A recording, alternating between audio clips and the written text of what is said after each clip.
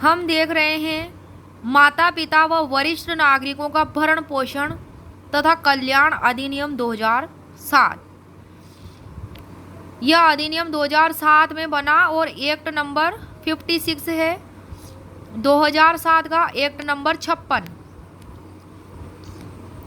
इस पर राष्ट्रपति के हस्ताक्षर हुए, अर्थात यह अधिनियमित हुआ 29 दिसंबर 2007 को, और यह संपूर्ण भारत पर उस तिथि को लागू होगा जब उसी स्टेट की राज्य सरकार इसे लागू करेगी। टोटल चैप्टर है इस अध्याय में 7। टोटल अध्याय कितने हैं? 7। और टोटल सेक्शंस है इस एक्ट की 32 सेक्शंस है। इसमें चैप्टर 1 में है प्रारंभिक, जो धारा 1 से 3 तक दिया गया है। चैप्टर 2 में है माता पिता और वरिष्ठ नागरिकों का भरण पोषण से संबंधित धारा 4 से 18 तक। चैप्टर 3 में है वृद्धाश्रमों की स्थापना, इसमें धारा 19 है। और चैप्टर 4 में है वरिष्ठ नागरिकों की चिकित्सकीय देखरेख के लिए उपबंध, अध्याय 4 में। इसमें सेक्शन 20 है, इसमें भी एक ही सेक्शन दी गई है। अब आता है चैप्टर 5, वरिष्ठ नागरिकों के जीवन व संपत्ति की सुरक्षा। क्या है इसमें चैप्टर 5 में?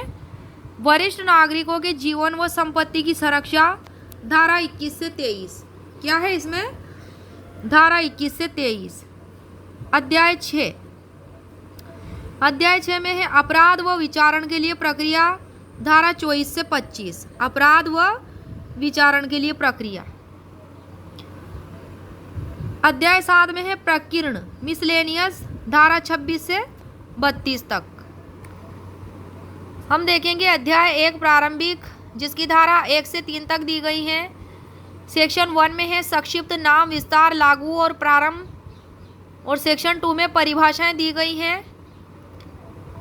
तो धारा 2 क में है बालक की परिभाषा, धारा 2 ख में है भरण पोषण, 2 ग में है अवयस्क, धारा 2 घ में है माता पिता, मतलब सेक्शन 2D में।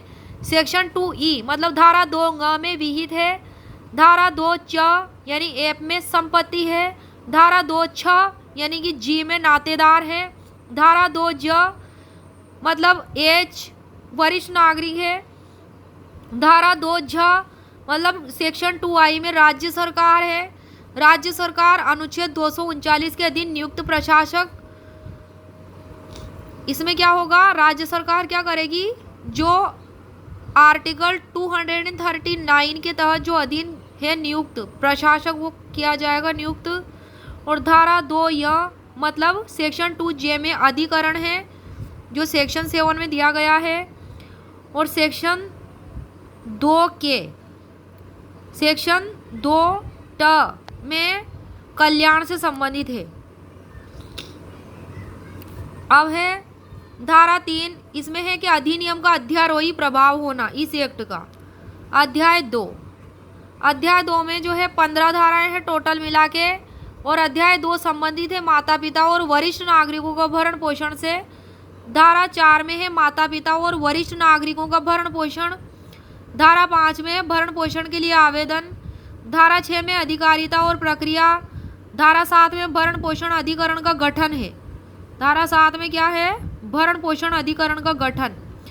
धारा 8 में जांच की दशा में संक्षिप्त प्रक्रिया, धारा 9 में भरण पोषण का आदेश, धारा 10 में भत्ते में परिवर्तन, धारा 11 में भरण पोषण के आदेश का प्रवर्तन, धारा 12 में है कतिपय मामलों में भरण पोषण के संबंध में विकल्प, धारा 13 में भरण पोषण की रकम का जमा किया जाना, धारा 14 में जहां कोई दावा अनुज्ञात किया जाता है वहां ब्याज का अधिनिर्णय, धारा 15 में है अपील अधिकरण का गठन, धारा 15 में और धारा 16 में अपीलें हैं, धारा 17 में विधिक अभ्यावेदन का अधिकार है, धारा 18 में भरण पोषण अधिकारी है।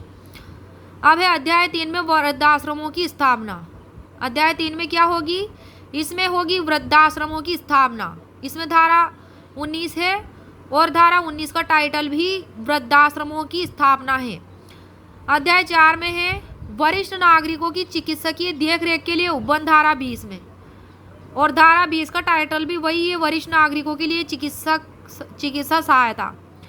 अब आता है अध्याय 5 जो है वरिष्ठ नागरिकों के जीवन व संपत्ति की सुरक्षा, जो धारा 21 से लेकर के 23 तक है। इसमें टोटल 3 धाराएं हैं। धारा 21 है वरिष्ठ नागरिकों के कल्याण के लिए प्रचार जागरूकता आदि के उपाय करती है। धारा 22 प्राधिकारी जिन्हें इस एक्ट के उपबंधों को कार्यान्वित करने के लिए विनिर्दिष्ट किया जा सकेगा वो प्राधिकारी हैं। धारा 23 है कतिपय परिस्थितियों में संपत्ति के अंतरण का शून्य होना है। अब आता है अध्याय 4, इसमें 2 धाराएं हैं। अध्याय 6। अब आता है अध्याय 6 जो अपराध व विचारण के लिए प्रक्रिया से संबंधित है। अध्याय 6 अपराध और विचारण की प्रक्रिया। इसमें धारा 24 और 25 2 धाराएं हैं।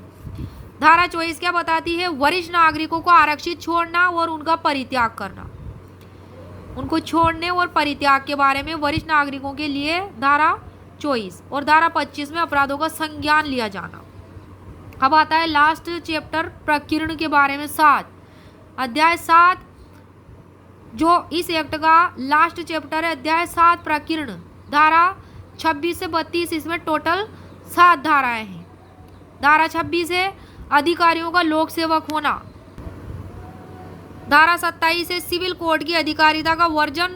धारा 28 है सद्भाव पूर्वक की गई कार्रवाई के लिए संरक्षण। धारा 29 है कठिनाइयों को दूर करने की शक्ति। धारा 30 है निर्देश देने की केंद्र सरकार की शक्ति। धारा 31 है केंद्र सरकार की पुनर्विलोकन की शक्ति, रिव्यू की, सेक्शन 31 में। और सेक्शन 32 में है नियम बनाने की राज्य सरकार की शक्ति। राज्य सरकार जब नियम बनाएगी तो धारा 32 के तहत बनाएगी इस एक्ट के।